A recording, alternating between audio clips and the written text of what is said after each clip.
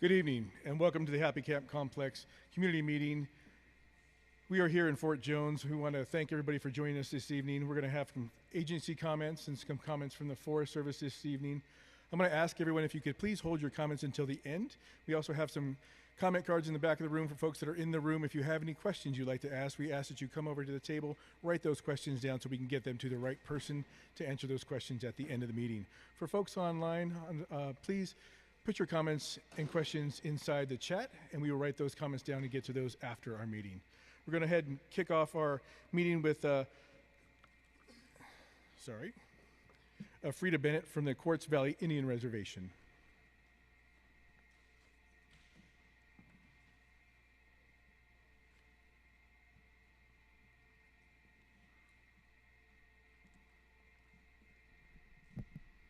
So I'm going to go ahead and introduce myself in the Kaduk language. So, Ayuki, Kawada Adad, hello, my relatives, Nani Thuyum, Frida Bennett. And just to be quite honest, I was told that I was going to do this about an hour ago, so bear with me. I want to say thank you, first of all, for considering us to host this meeting. Quartz Valley's been here for a very, very long time.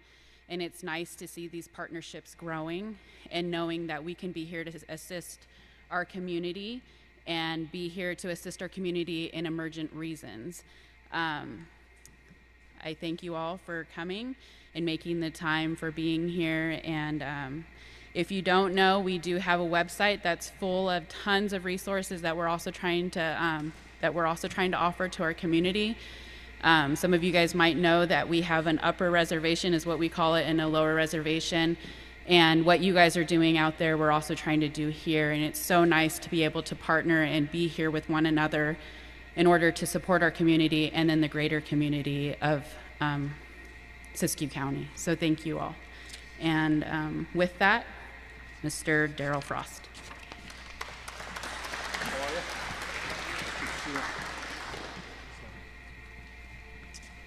Frida and I go way back, not that far, but I come over here quite frequently, and I teach first aid and CPR here on the Quartz Valley Indian Reservation, and then my history goes back for when I was at the Sheriff's Department. We would come out during their events and do bicycle rodeos and things of that nature, so I've known her for many, many years. I currently work for the Karuk tribe out of Happy Camp, but we also cover Orleans and Wairika. We have 3 housing areas. And so they're all my areas to cover. I'm the emergency manager for them, and I'm here representing Chairman Atterbury for the Karuk tribe.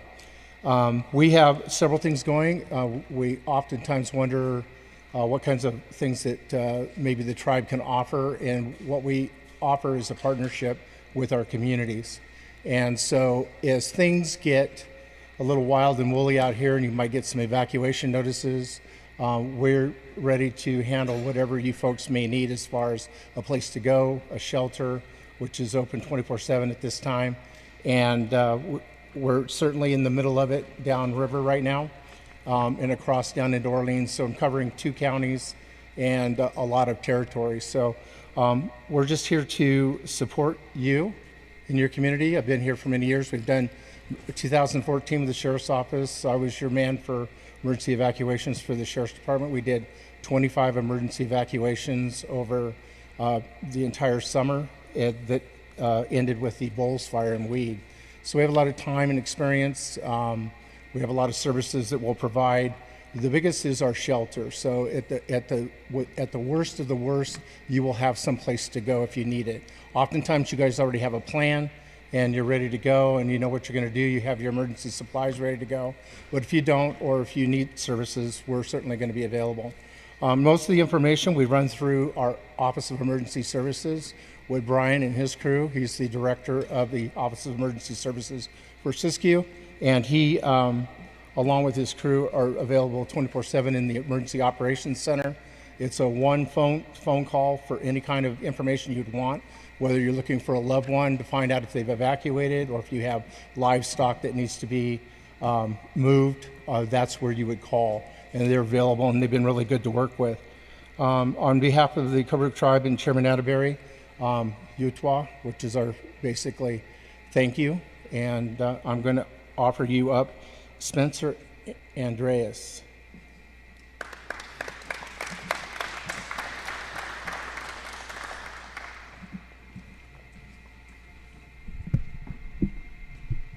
Good evening, ladies and gentlemen. My name is Spencer Andreas. I'm one of the Ops Section Chiefs on Team 5. I'm going to give you a current situational update of the status of the fire. So I'm going to walk over the board.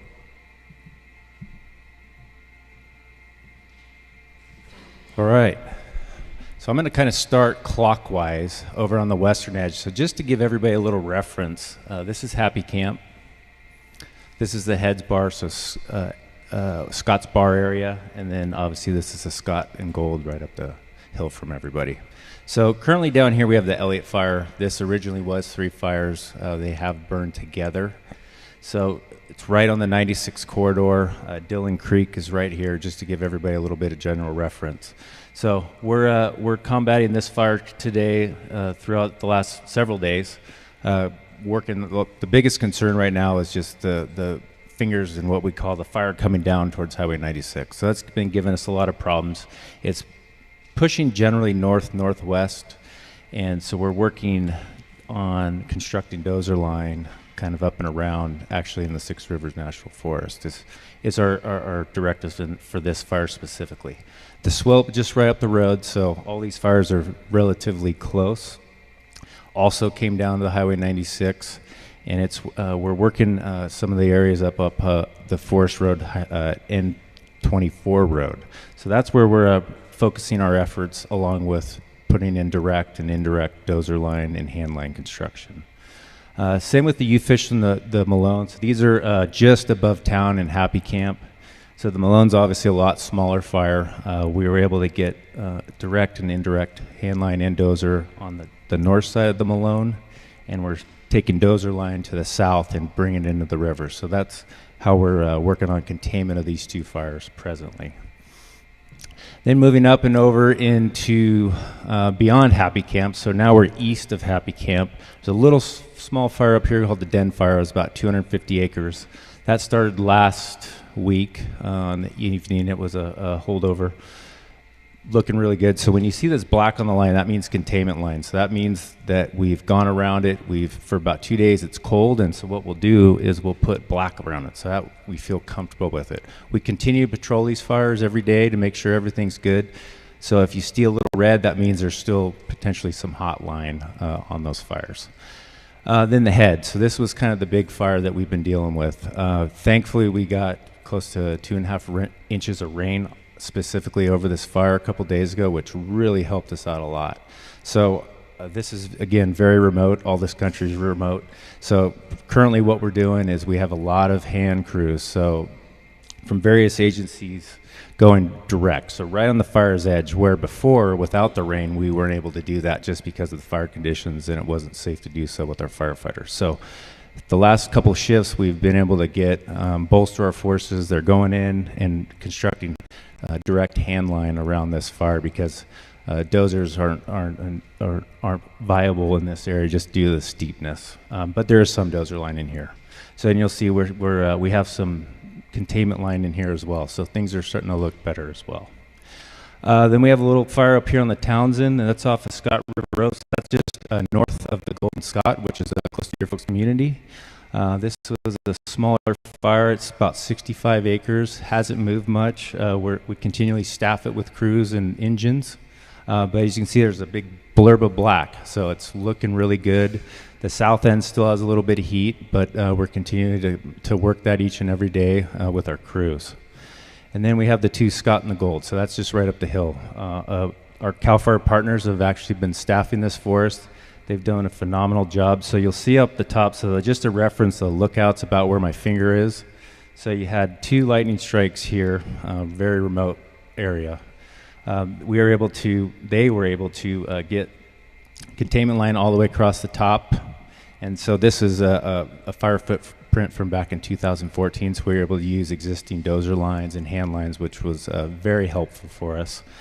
Since then, they have hand line and dozer line, predominantly hand line on the northeast section and the southwest section all the way down into the Scott River. So looking a lot better in here. We're They're continuing to patrol the road. So that fire's just kind of slowly working its way down that canyon to the river bottom. And then lastly, the lake fire. So this is out in the wilderness. So this access to this is through the Lovers Camp. To get here, we've been flying crews, or they've been going to the trailhead and hiking in about 4 to 5 miles. So we've been logistically supporting these folks for about the last week. Very, very remote, but they're doing a great job. They have handline all the way over the north section of the fire, all the way through the shoulders, which is kind of down on where my finger is. And then they also have direct handline on the bottom of it, and then they're starting to work their way up. So they're doing a heck of a job for given they're camping out basically out in the wilderness, each and every day. We're flying in food to these folks, so they're doing a really good job. That's all I have. And with that, I'm going to invite up Jeff Shelton, our fire behavior analyst. Good evening. My name is Jeff Shelton, and I provide fire behavior intelligence to the incident management team. So they're going to flip this around, and we're going to get some information. I'm also going to provide some background on the weather that we've had and the weather that we're going to have in the next week. This is a reference poster by the National Wildfire Coordinating Group. It kind of shows all the ingredients in fire behavior. This is basically the inside of my brain. That's what you're looking at right there. And so I provide that guidance to the team on two main things, and that would be the speed of the fire and the intensity of the fire. The speed will allow us to understand the strategy that we're able to accomplish. Can we get from A to B before the fire gets to B? And the intensity, which we measure in flame length, will allow us to understand, well, what kind of tactics are we going to have to employ? Can we throw dirt at the fire, hose line, dozers, combination of everything? And so what we've got going now, I'm going to start with the weather, is kind of a dynamic scenario today and going into tonight. There is a red flag warning posted for the area. It started about 45 minutes ago, and it's going to expire at 8 tomorrow morning. And that red flag warning issued by the Medford National Weather Service office is for abundant dry lightning on dry fuels. As we looked at that map, and you saw the Head Fire and the Scott Fire on the far east side of the complex, and then you saw the Elliott Fire, the Ufish, and the Malone Fire, they got way different amounts of rain when we had that precipitation that came through a couple days ago. Collins Baldy, the weather station at the lookout there, got 2.5 inches of rain. That is highly unusual for this time of year to get that kind of rain. Well, the team and the folks on the ground that you heard from operations took full advantage of that moisture that was in the fuels and were able to go really direct on that fire. On the east side of the fire, the west side of the fire, those fires really got nothing as in precipitation. So those fuels have remained really, really dry and vulnerable and available to burn. With the weather scenario we have right now, with this instability that's building up, there's two different mechanisms that cause the Weather Service to issue the red flag. If you notice today, you could see much clearer the topography around you. And we say that if you can breathe better, so can the fire. That lift on the ground, that push of the air up, that's exactly what fire wants to do. Your fire in your fireplace is no different. You open up the damper in your fireplace, the air goes up, the fire intensifies, fire's no different. In addition to that push, that lift, that mixing that we got today, this convection is providing a pull. So we have a push and a pull and a lot of air moving straight up, and that's where you're seeing the clouds develop to great heights. And if we get a new start with the lightning, or something that escapes our containment that we have right now on these fires, you could see some rapid, intense fire growth. So I want to prepare you for that. Looking out into the next week, these are the things that are important to us from a fire weather standpoint. How much cloud cover and shading, how hot it is during the day, how dry it is during the day. But one of the other things that's really important is how dry is it at night. We call that recovery. And our recovery is going to be going down at night. When we get relative humidity 80%, those fuels, that stored energy, that grass, when it's almost soaking wet, it can't burn. And it really has to crawl in and out of these recovery cycles to be able to spread its energy across the landscape. That's been what's going on for the last 3 days. In the next 3 days, Saturday, Sunday, Monday, Tuesday, our relative humidity recovery is going to be going down. So those fuels are going to start out at sunrise ready to go. Our burn periods are going to be wider. You're going to probably see smoke in the air earlier and later as we continue to push our efforts. The good news, excuse me, is towards the end of the next week, starting in the middle, we're going to get a slight cooling trend. And the team and all the resources are poised to take advantage of anything that we get. When we get to a fire, the fire has outpaced us. It had a head start, and it's going full blast. When we get here, it takes us a little while to catch up. But the thing about the team and the resources that are here, when the fire slows down, we don't. We keep our foot on the gas to catch up and get out in front of it. And that's what's been going on the last couple days, where when you look on that map, those footprints of the fire haven't really changed all that much in 3 days. They're moving out incrementally, just creeping along. But while they're creeping along, we're running along, trying to capture that. So I did want to prepare you for what we have tonight with the lightning. It's supposed to start mostly towards the west side of the fire, and it's going to go into the overnight hours, and then it'll transition, and these lines of thunderstorms will be coming up from the south and transition onto the west side of the fire. Excuse me, the east side of the fire. The other thing that is going on is this is a flow that comes directly from the south. The fire's on that west side, that drainage right there, from Somes Bar up, directly aligned. So that air that's flowing right up the drainage is well aligned. Fire likes to have air being entrained into it. So as we go through that, we're just going to stay poised, and we will keep our foot on the gas as we move forward. So with that, I'll be available for questions afterwards. I'm going to introduce our Air Resource Advisor, Kelly Jones. All right. Hey, good evening all. Kerry Jones, Air Resource Advisor. One of the tasks, or really one of the more important roles that I have on the fire, is toward you all in your community, and that's providing smoke outlooks. And so we've been doing that since Sunday, right here local. We post those outlooks by 8 o'clock in the morning.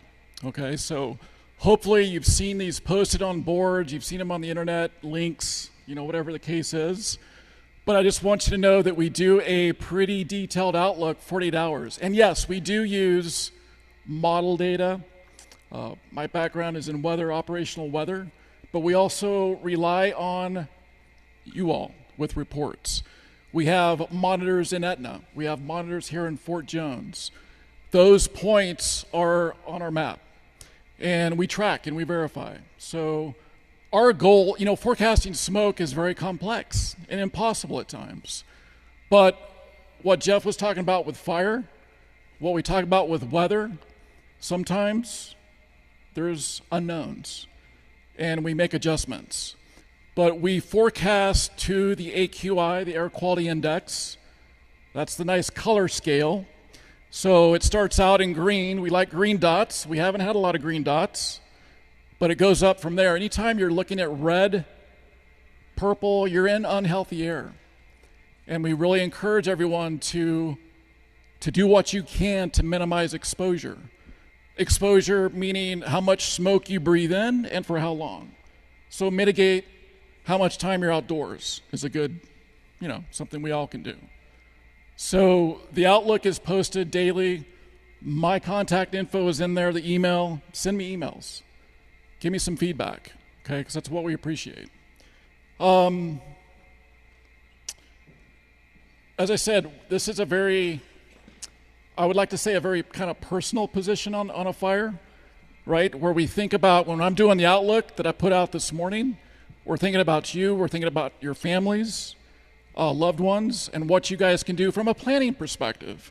We understand that, like a weather forecast, it's not perfect, but you can certainly perhaps take some information that we're putting into this as we have the weekend coming up to maybe say, hey, maybe Saturday versus Sunday, things like that, okay? So the other thing I wanted to point out is, I mentioned to reach out. My colleague and I, Jill Webster, so there's a couple of us, come up to us after the meeting, talk to us about what you can do as a family for filtration, box fan filters, little things that you can do, pretty low cost, and other things that you can do as a family, not for just this event, but also kind of go forward. So with that, I'd like to introduce Natalie Kelly, your district ranger here on the forest.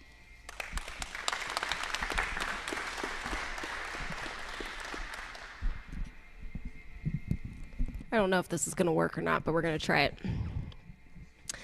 Good evening, everybody. Yes, I'm Natalie Kelly. I'm the district ranger here on the Salmon Scott River Ranger District. First, wanted to start out with some thanks.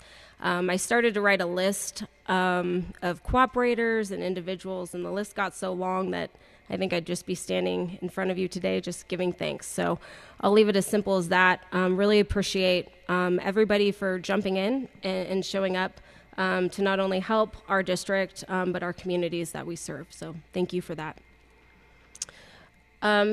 We have 9 folks here, on the agenda, and there might be some other conversations that take place. And to me, these agendas get longer, but it really shows the investment as a team of wanting to be present within these communities and share as much information as possible. I've lived in this county since 2003, even though I'm new to my position, and been working here for 17 years. And what it really comes down to is us taking care of ourselves. And of course, we receive that outside help, but it seems like every year we get more creative on how to get the work done. And I've heard some really great creativities, whether it's building bridges, putting in dozer line, and just really direct. Our firefighters, our responders are really having this sense of urgency, and not that they haven't before, but they really want to go after it. And I've always seen that in the past, but there is really no obstacle in these folks' way to get this job done, especially this year. And so I'm grateful for that. One of the items that I really wanted to talk about, I've been receiving a lot of calls, is the forest closures. So we do have 2 forest closures currently on the forest. There's a few reasons for that, but we know, forest closures do have an impact, and having to allows versatility as the fires move around to go ahead and move those accordingly. We're assessing those daily. I understand that it's, hunting season. I understand elk season's coming up here soon, and it's public land, and we want to be able to provide that access in a safe, meaningful manner. So hopefully after we get through these red flag warnings and some of this lightning activity, we'll be able to continue to assess that and really shrink that footprint. So one of the things that I request is look at the roads. There's a lot of road systems on that order, and if the roads are on there, they are closed. If they're not, then they're open. It's really that simple right now, but you can always call our district office if you have any questions or concerns. The other thing I've received phone calls about was access on the PCT. So Etna Summit is actually open. The closure order is important to read, and where it's closed, and I wrote it down, is Shelley Fork to Syed Valley. So if you wanted to, for the long distance hikers, Etna Summit is the best place to leave, and then you can jump back in on Oregon. So there's been a lot of questions in regards to that. Another thing, because we understand the impacts to the community, outfitter guides, everybody in this area, is providing access, outside of the closure. So our staff is working really hard. Kangaroo Lake is up, working on water treatment systems in Matthews Creek. We have extra staff on board, cleaning out the campgrounds and other facilities, because we understand we're the shift of recreation, and we still want to be able to provide good access even throughout the closure. And like I said, I am new in my position, and I'm very happy to be here and serve our district. And so, at the very least, please just call the district office. I did want to mention Danica Carlson is also in this room. She won't be speaking tonight. She is the deputy district ranger here on here on our district. And so just call in with any questions. I'm here to work for you.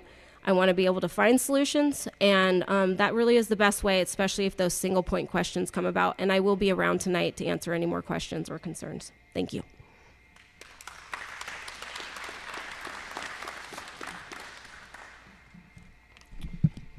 Good evening, everyone. My name is Brian Shinoni. I'm the Director of Emergency Services for Siskiyou County, so I'm your emergency manager. And so we started this. I got a couple things I'm going to cover, but I didn't want to forget where I was at because it's been a few days. So 9 days into this, our Emergency Operations Center is at a level 2. So we've been at this the night that this the day that this kicked off. We saw that this was going to probably take a little bit of time, so we activated. And I want to personally say right now, while I have a mic, before they take it away from me, I want to say a huge thank you to our staff in the Emergency Operations Center. So these guys have been there for all 9 days, sleeping about as much as I'm sleeping. We've actually probably eaten a couple too many donuts too, but these guys have been absolutely fantastic. So something comes up, we're on it, and this team I can really rely on. So it's been a great team for them. So with that, kind of some things to talk about. So evacuations, warnings, and orders. So we have 18 zones in an evacuation warning right now that's affecting about 1,100 people, 1,148 people in an evacuation warning. In an order, we have 11 zones still in an order, and that's 566 people displaced on that. With that, we have 19 dogs and 7 cats. So everything is being impacted, right? These zones are, when Sheriff and I look at this and we speak to the incident management team, we really take into account when we put in an area, I guess you could say, an area in an order, is how is that going to affect the population? We don't want people to have to leave their homes, and we definitely don't want to have to leave their homes for 9 days. And that's one of the things that for us, we really have to look at that, and we have to look at that hard, is that safety, life and safety is our main priority. And for those that choose to stay, these fires are aggressive. What we've seen in the last few years have been catastrophic fires. So when we push these orders, we mean evacuate, go. And when you're in a warning, if you don't feel safe, you're more than welcome to leave. That's why these facilities are set up so early. So the moment we trigger an evacuation order, our partners with the Karuks and Red Cross and the shelters throughout the county are immediately opened, and we have facilities ready for those folks that are in the evacuation orders. So with that, we want to make sure that the folks that are displaced, especially without power, is we work with Pacific Power as well to have a community resource center. That is opened up at the Klamath River Community Center. Been very, very successful. It's going to stay open to Saturday evening.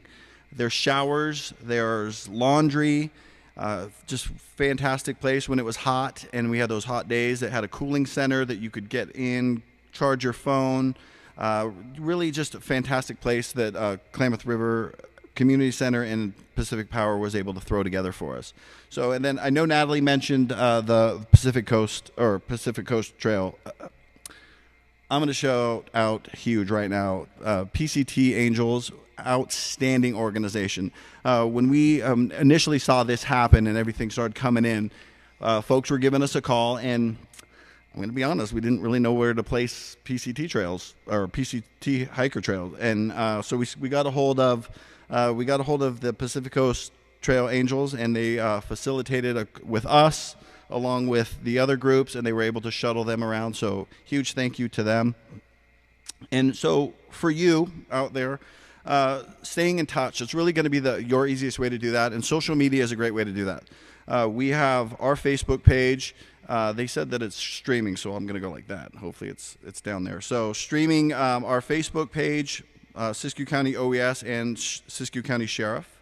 Both those pages will have up-to-date, at-the-minute information for you. And then also Zone Haven, which is, if you type in Zone Haven Aware, it's going to come up as Genesis. It's a company thing that's out of our hands. So Zone Haven, Genesis is what it is. And then I'm going to just do a quick quiz. Who knows what zone we're in? You can just shout it out. Did I hear 2102? I think I did. Nice job, Chief. Appreciate that. So across the street is 2105. If you don't know that information, that's going to make it really tough when we push an evacuation order. So we will be right over at one of those tables, and if you don't know your zone, come talk to us, and we'll pop that in there and find out your zone for you. So when we push those orders or warnings, so a warning will come out first. Sometimes an order goes out quickly. It's going to have details, but it also just have your zone. So if you know your zone, magnet on the refrigerator, 2102, I better go. We're also going to push an iPause. I noticed that when I came in, my cell phone wasn't working so great out here. So we push an iPause, which is Integrated Public Alert and Warning System, which is FEMA. You sign up for a code red. iPause is going to you whether you want it or not. So when we push an iPause, it's serious business. It's going to go to your TV. It's the one, I'm going to do it, I'm going to get made fun of, but it goes dee-doo, right? So it goes to that on the bottom of your television, in your radio. If you have an InReach or a Garmin or a smartwatch, it'll go to your smartwatch. So we push that as well in an order. And then last but not least, they're a great partner, but WatchDuty is another great tool as well. So download that app on your phone. They're feeding information that we're pushing, so they're not pushing their own information. They're pushing what we push, and then that's a great way to have that a warning and alert system. So for you out there in the public, I highly recommend 3 things.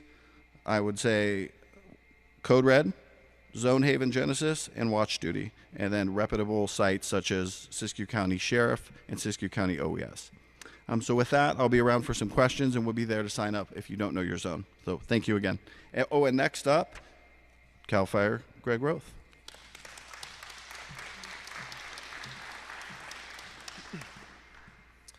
Hey, good evening, everybody. Greg Roth. I'm the operations chief for the CAL FIRE Siskiyou unit, and I'm also one of the unified ICs. I look out in the crowd today, and I see some familiar faces from Scott Valley, as I'm a Scott Valley resident as well. And so I'm here to give you kind of an update for the CAL FIRE unit and what we've been doing over the past couple weeks. So last week, as you guys know, we received quite a bit of lightning, and in our direct protection area for CAL FIRE, we received 13 lightning fires that totaled over 800 acres, the largest of those being in the Pondosa area. There was 2 large fires down there. I'm happy to report that all of those fires are almost 100% contained. The 2 larger fires in Pondosa area are 95% contained, and we did have several fires around the Scott Valley area, but we were able to pick all those up, and they are 100% contained. So we're continuing to check those fires, ensure that they stay within their control lines, and make sure that there's no more smokes on those so they don't escape those control lines. CAL FIRE entered into unified command with the U.S. Forest Service and Team 5, and many of you might not know what unified command is. So basically, by entering into unified command, it gives us access to resources. So these fires are within the Forest Service's direct protection area, and so by entering into unified command, we're able to utilize CAL FIRE resources on that incident as well, and help them to contain these fires. Another reason for that is they're close to our protection area, and those protection areas usually contain private lands and our communities. So it's really important that we have that partnership to help protect those private properties and those timberlands here and around Siskiyou County and Scott Valley. So next up, I'd like to introduce Jason Schillinger, who's one of our unified ICs.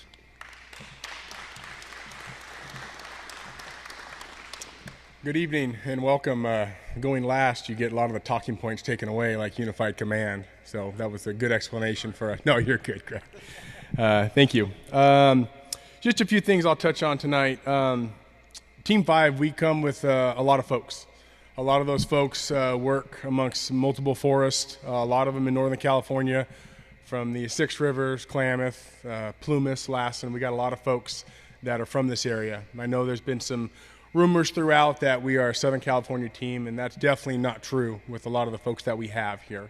So we're a team that we go through fires, we can go hurricanes, earthquakes, floods. We do a lot of different things out there, to take care of the public. So when a team comes in, we're delegated authority through the forest. The forest supervisor, Rachel Smith, and then obviously CAL FIRE, they delegate us authority, and we put together a plan with the team, and we go out and we aggressively fight these fires. We're not here to manage them. We want to get out there. We want to put them out. We're not here to let these fires burn, and I want to let you guys know as a community, we're here to put them out. And so that's super important to us. Any issues that arise in the communities, I encourage you folks to reach out to us. Reach out and ask questions. We want to be accountable as a team. We want to be very transparent, and we want to make sure you guys have the information you need and that the public is taken care of. So I know there's going to be some more questions coming up, and a lot of information has been covered. So I'll turn it back over to Nathan Judy, and we'll go with some questions tonight. Thank you. Thank you, Jason. I appreciate that. So that concludes the formal portion of our meeting this evening. We're going to go to questions. I hadn't seen any cards on the table over here, so we're going to go ahead and bring up our ops chief and make sure if you have any questions in the room for our ops, we'll have a microphone around to you. Just wait for that mic to come to you so we can make sure we can all hear your question, and then we'll have our operations chief answer those questions. All right. The question is Collins Baldy Lookout safe? And the answer is yes, it is. Everything's all as well up there. We did some fuel reduction, but everything's good. She's coming real quick with a mic for you. That way people online can hear your question as well, sir. I read about structure protection on some of these websites, and can you explain what does that look like? I may have a structure that needs protection. We might. What can I expect when I see that there's structure protection being deployed? So we will term it structure protection, structure defense, kind of the same thing. But essentially it's a fire engine, just to, I guess as a visual, is a fire engine back down your driveway, hoses deployed, and fighting the fire behind your house. Essentially is kind of the good visual for it. But by definition, yes, we're engaged in a firefight that's threatening your home, and we're doing everything we can to defend it. Does that answer your question? Does that answer your question? Looks like we got a question online. We'll go to that question next.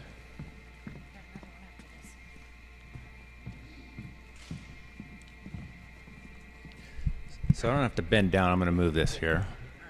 All right. Question is, will the Scott and Gold fires merge? Possibly. So we, my comrade and I up here in the audience flew these fires on the first day when they were small, very, as I alluded to, they're very remote areas. On a couple of the aspects on the ridge lines, there's a lot of rocky outcroppings, so there is the potential of them not merging. But I would say that it's going to get pretty close to a complete merge. But there may be some pockets predominantly going to be rocky. So.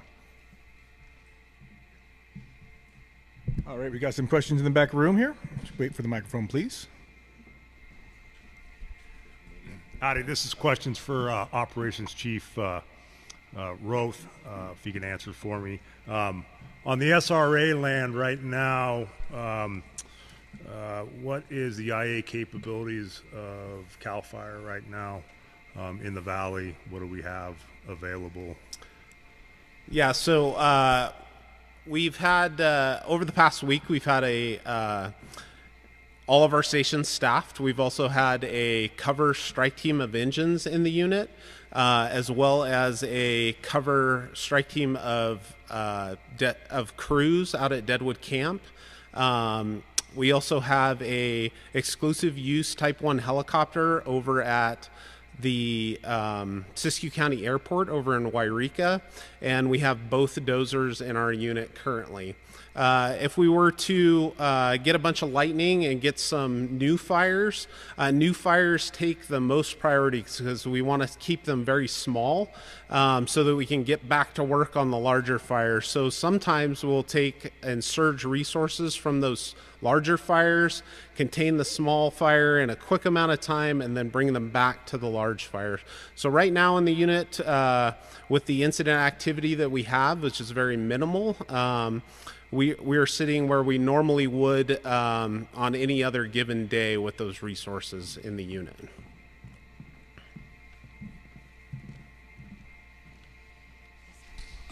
What criteria do you use to decide it's time to lift an evacuation order?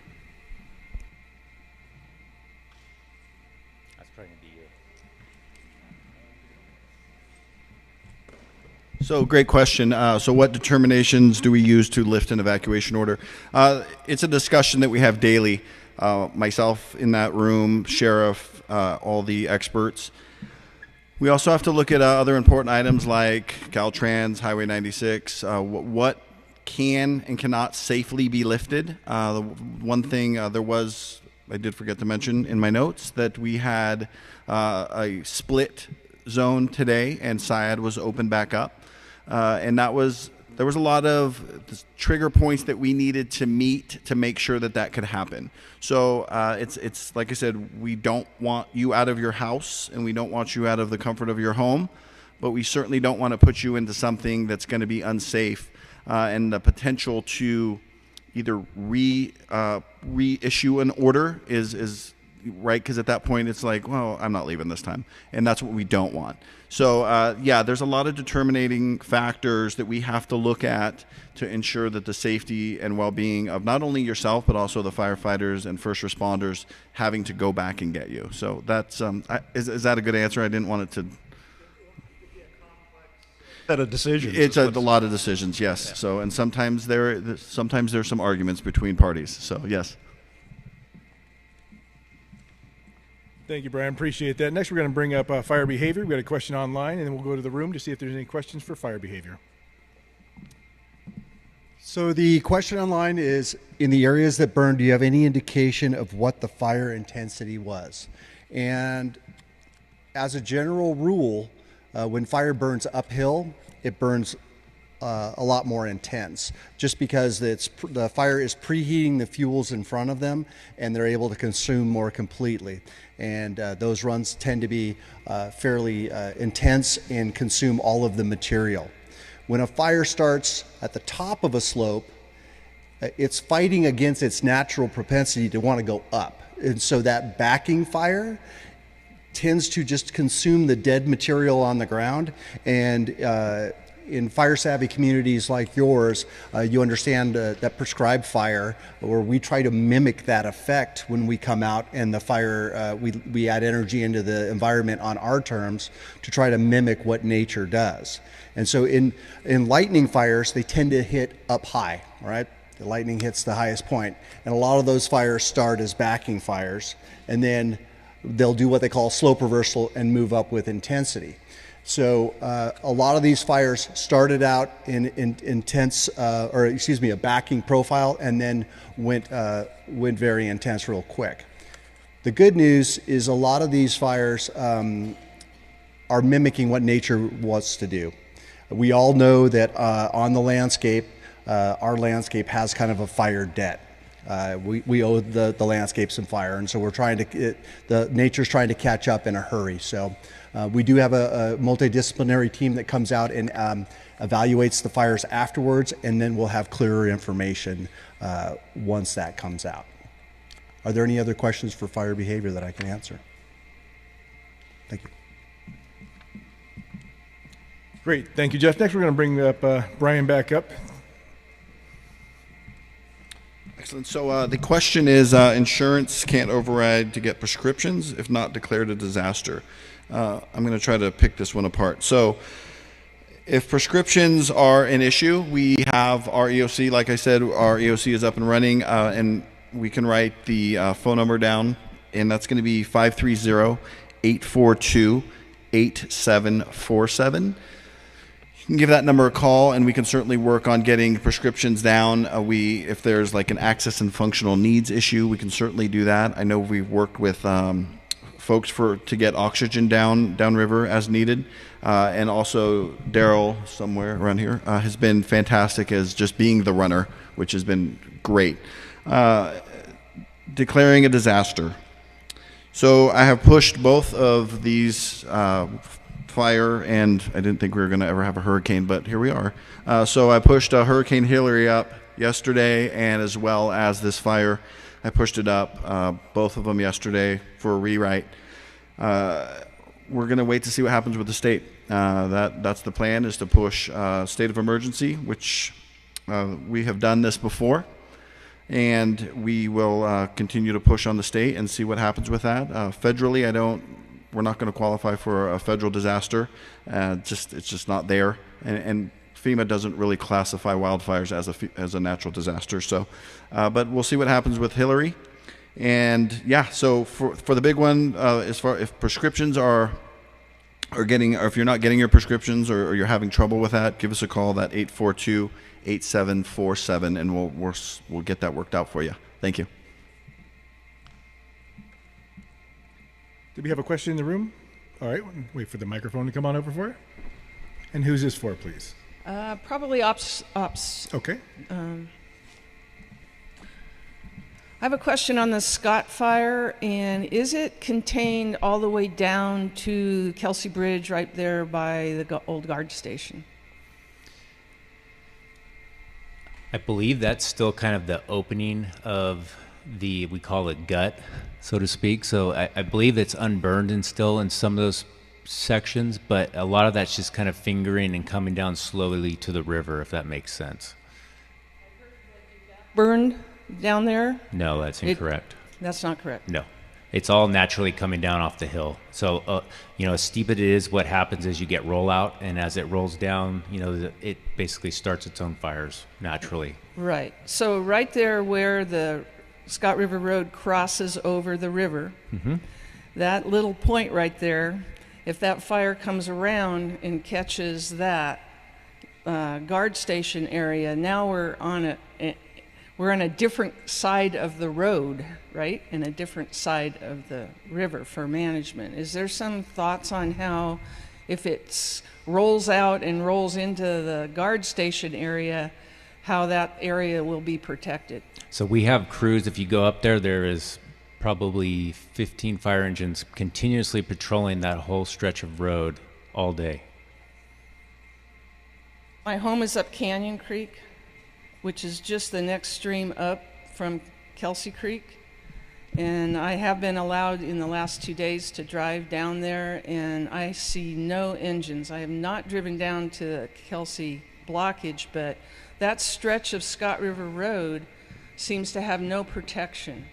And that is somewhat concerning to those of us that, I'm on the other side of the river, but friends of ours that are staying at our home now, upriver, their homes are there, and we aren't seeing the protection. And I don't want to complain, because I know you guys are doing a great job. I just want to understand what your thinking is on protecting if that fire does wrap around, and what's there, because there's a lot of dozers, but they're being pulled out right now. And maybe you and I can talk offline. I can kind of show you a map. Maybe it would give you a little better perspective. Would that work for you? Okay. You're welcome. You want me to answer my question? Okay. And I got another question. What is being done to protect O'Neill Ridge towards Syed Valley?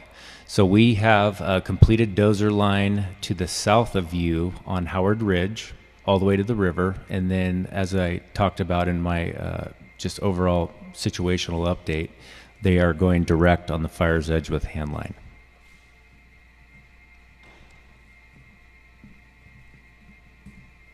Good evening. I'm Scott Corn. I'm the Deputy Operations, and I'm overseeing Branch 25 with the CAL FIRE Resources, which is the area which you're talking about.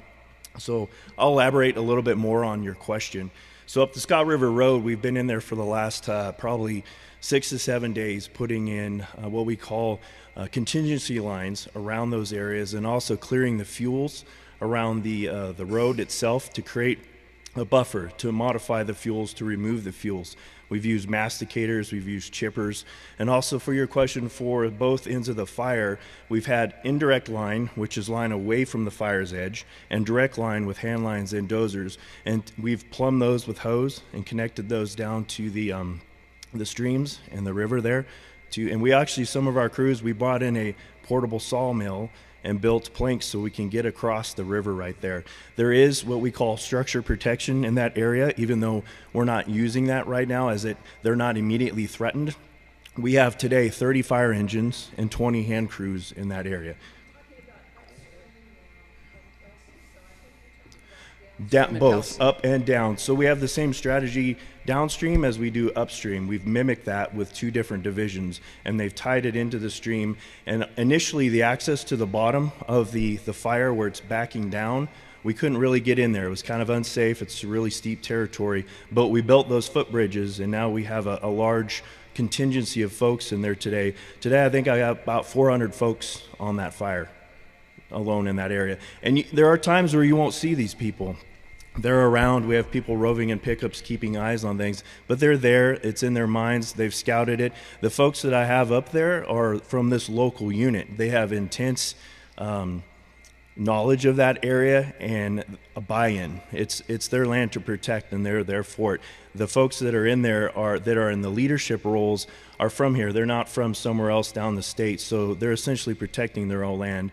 And as CAL FIRE, we take that on anywhere we go in the state. We treat it as our own, and we're there for that. So if you have any other questions or concerns, I can get those to you offline, off to the side, and we can chat some more. Thank you. Great, thank you. We're going to get a question, and we're going to bring Greg back up from online.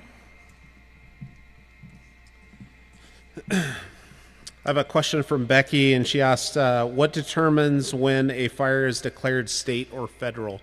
So the best way to describe state and federal lands, DPA, is that the Forest Service protects lands that are the highest lands that you see out there. Areas like the wilderness area that come down toward our communities. Right in that area, when you start hitting private timberlands in our communities, is where the state DPA starts. And CAL FIRE protects those lands, which are kind of in the foothills of our communities. And then you also have cities like the city of Fort Jones and Etna, and they protect those small areas of their own city. So depending on where a fire starts, whether it be in those lines is where determines whose responsibility it is. So fires that start in those foothill areas are CAL FIRE's. Fires that start higher up on the slopes, and there's actually lines out there on a map that mark that out. So that hopefully that answers your question. Thank you. Thank you, Greg. Appreciate that. So we're going to have one last question. We're going to bring up Rachel Smith, the Forest Supervisor for the Klamath National Forest. And I'm on the shorter side, so I'm going to tip the mic down. Rachel Smith, I'm the Forest Supervisor for the Klamath National Forest. And the question I have is, does each fire in this complex have a tribal heritage person assigned? And I really appreciate the question. It's a great question. We actually have a fire memorandum of understanding with one of the tribes that's in this area, and we're working on similar agreements with many of the other tribes right now, including Quiver. We do have a liaison assigned from the Karuk tribe. He has a number of folks that are working for him, and he speaks with the voice of the tribal chairman. We are also working actively on getting additional folks assigned. I'll just share one of the limitations for us has been finding folks that are willing and available. So if you happen to be in the tribal community in this area and you're interested, please talk to your tribal leadership. Every year, we are always extremely interested in finding folks that are willing to come out and provide their perspective on the landscape. But I wanted to just shout out and say major appreciation to Miko and all the folks that have been out on the fires helping us and provide us some context for the decisions that are being made on the landscape. Thank you. Thank you, Rachel. And that concludes the meeting for this evening. We will be having more public meetings throughout the time that we are here managing this fire. So again, if you have questions online, we will answer those as they come in online itself. Thank you, folks, for coming out this evening. We'll be able to talk to folks later on, the folks that are in the room, to have side conversations. So thank you again for coming.